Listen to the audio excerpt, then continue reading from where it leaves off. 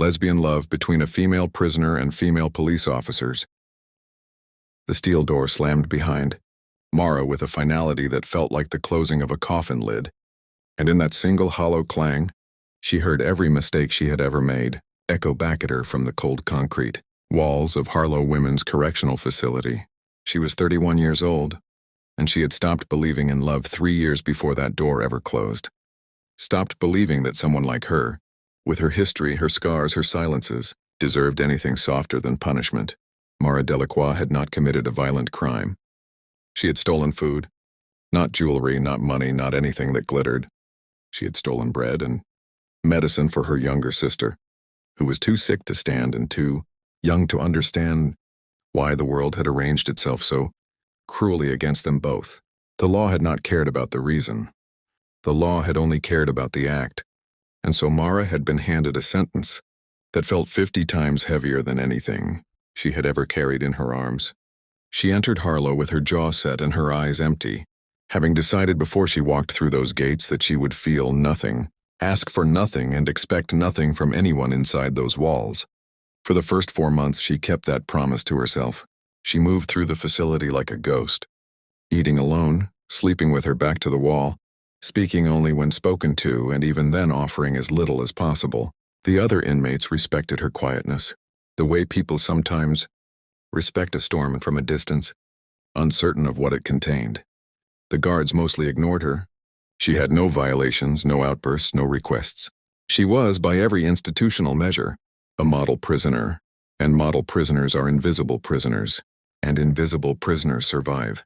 It was Officer Diane Calloway who first refused to let Mara be invisible. Diane was not what anyone imagined when they pictured a corrections officer. She was 43, with silver threading through her dark hair that she never bothered to hide, and laugh lines carved deep around her eyes from years of genuine smiling in a place that gave very little to smile about.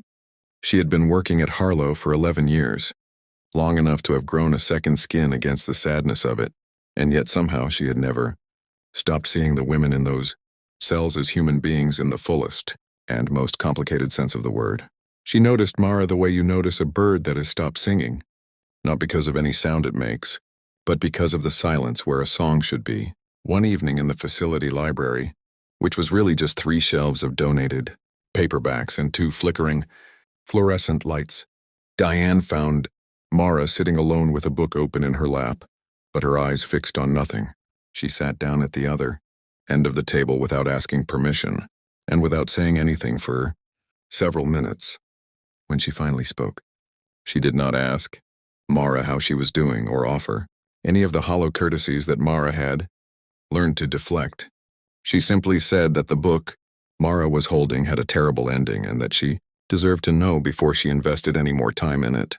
Mara had looked up at her, really looked at her for the first time. Something shifted in the space between them, small and quiet, like the first crack in ice that has been frozen all winter. They began talking in that library twice a week. Not about the facility, not about Mara's case, not about anything heavy at first. They talked about books, about weather, about the particular way that early morning light looked, falling through the high windows. In the East Corridor, Mara had not talked to anyone like this, easily, without armor, since long before her arrest, and she found herself surprised by how much she still had to say when someone was genuinely listening. Diane listened the way very few people ever learn to listen, with her whole body still and her eyes steady, as though whatever Mara was saying was exactly the thing she had been waiting to hear.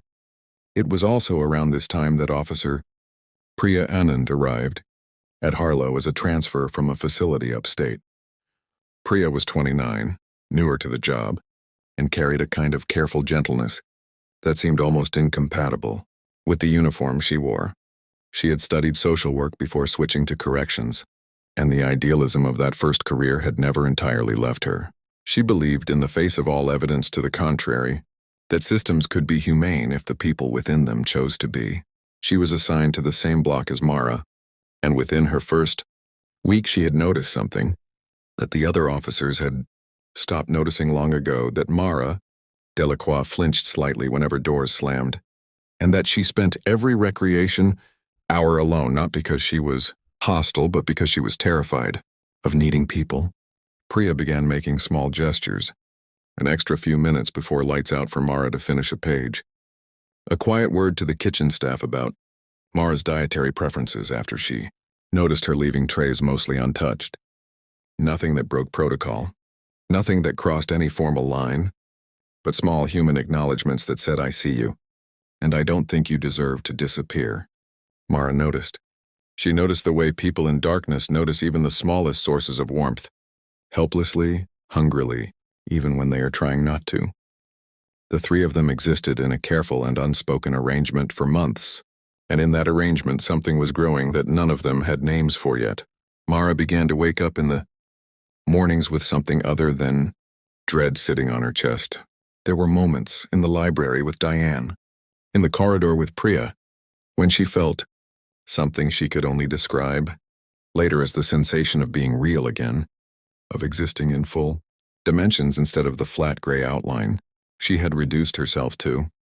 She had not allowed herself to feel beautiful or worthy or soft in so many years that when those feelings began returning, it frightened her more than the prison itself ever had. There is a particular kind of love that grows in impossible places. It does not announce itself. It does not arrive with music or with certainty. It arrives the way a root finds water through stone, slowly, stubbornly, against all reasonable expectation. What was growing between Mara and Diane and Priya was not simple, and none of them were naive enough to pretend otherwise. There were walls between them that were not made of concrete, walls of regulation, of power, of the complicated ethics of care in a place built without care in mind. Diane felt it first and felt it hardest, because she was old enough to recognize love when it arrived and experienced enough in loss to know how costly it could be to reach for something that the world had decided you should not have. Priya felt it differently, and with the ache of someone watching a person she wanted desperately to protect, being slowly destroyed by a system that saw protecting her as outside its mandate. She began staying late after her shifts, not for any particular reason, but because leaving felt like abandonment, and she had spent her whole life trying not to abandon people the way she herself had been abandoned as a child. In a country that sent her family away, the crisis came in the 8th month, as crises in such places always do. Without warning and without mercy, Mara was involved in an altercation, not of her making, never of her making. But the administration did not traffic in nuance. She was placed in isolation, and for 4 days she sat in a room barely larger than a closet and felt the self she had so carefully begun to rebuild start to dissolve back into nothing. It was Diane who filed the formal report challenging the isolation order, citing inconsistencies in the witness accounts and procedural violations in the documentation. It cost her a formal reprimand in a meeting with her supervisor that left her standing in a parking lot, afterward shaking with quiet rage. It was Priya who requested and received permission to conduct a welfare check and who sat outside Mara's isolation door and talked to her through the slot for an hour about absolutely nothing, about a film she had seen, about her mother's cooking, about the color of autumn leaves, until she heard Mara's breathing slow and felt the panic subside through the steel. When Mara was released back into general population, she stood in front of Diane and Priya in the corridor and could not speak for a long moment. What she eventually said was only a few words, but they contained everything. She said that she had spent years believing that loving anyone was a luxury she could not afford and a risk she had already proven she could not survive, and that she no longer knew what to do with the fact that these two women had walked through her silence and her walls and her worst days without flinching and without leaving. She said she did not know what to call what she felt, but that she felt it in a place deeper than language, and that it was the most frightening and most precious thing she had encountered in her 31 years of living. What followed was not a fairy tale. The walls did not come down, regulations did not dissolve, but something true and resilient and stubbornly alive had been built between three women in a place designed to make such things impossible, and that thing endured. Diane transferred to a different administrative role that removed her direct authority over Mara's block or the quiet sacrifice. she made without discussion. Priya continued her work with a new steadiness, something anchored and sure that had not been there before, and Mara, for the first time in years, began to participate in the facility's re-entry program, began talking to a counselor, began daring in small and terrifying ways to imagine a future. Love in impossible places does not always look the way we have been taught to expect it. It does not always come at the right time or in the right form or between people whose circumstances make it easy or clean. Sometimes it comes through a steel door. Sometimes it comes in a library with flickering lights. Sometimes it arrives in the form of a woman who sits outside your darkest room and talks to you about nothing until the nothing becomes enough. Sometimes love is not about what you take from another person, but about what you choose to see in them when everything about their world has conspired to make them invisible.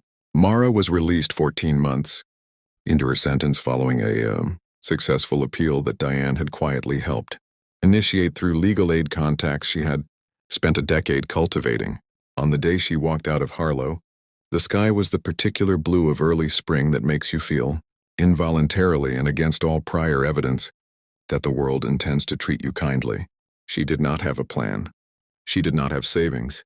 What she had was a phone number for a re-entry shelter, a letter of recommendation from a corrections officer with silver in her hair, and the knowledge that somewhere on the other side of that parking lot, two women who had seen her at her most broken had chosen to love her whole.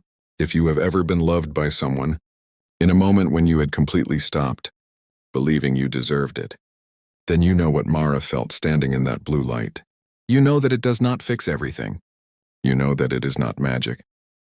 But you also know that it is enough to begin with, and beginning after long enough in the dark is everything. If this story moved something in you, if it reminded you of someone you love, or of a time when someone chose to see you when you had stopped seeing yourself, please take a moment to like and share this video. Your support allows these stories to reach the people who need them most. And there is someone watching, right? Now, who needs to know that love finds a way even through the hardest walls? Before the final words of this story, drop a comment below and tell us, has someone ever loved you back to life in a moment when you had given up? Your story matters, and this community is listening. 3 women, 1 impossible place, 1 truth that no system could contain, that love, when it is real, does not ask permission. It simply insists on existing quietly, stubbornly, like light through a crack in a door, until the door gives way and the light comes flooding in.